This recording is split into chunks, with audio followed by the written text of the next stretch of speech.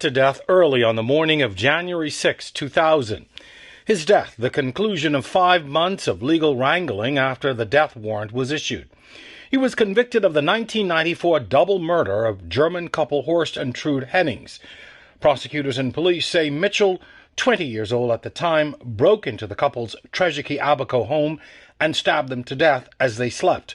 Police believed it was a robbery gone bad and claimed to have found him washing blood from his pants. The legal battle to save his life began 4 months earlier, going as far as the Privy Council, in the hopes of having his sentence commuted to life in prison. The victim's family and German government called for clemency. In 1997, a landmark London Privy Council ruling deemed that executing a death row inmate after 5 years is inhumane.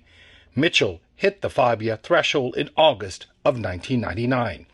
Attempts by his then lawyer, Philip Davis, to get a stay of execution on a constitutional motion were unsuccessful. Mitchell's final appeal before the Privy Council was dismissed on December 14th.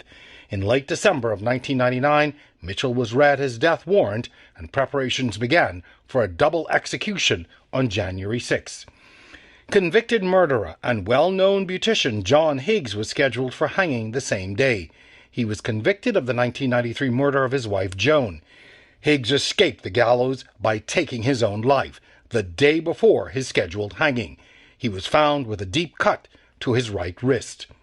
Despite the dramatic turn of events hours before, 27-year-old Mitchell faced the gallows early on the morning of January 6, 2000.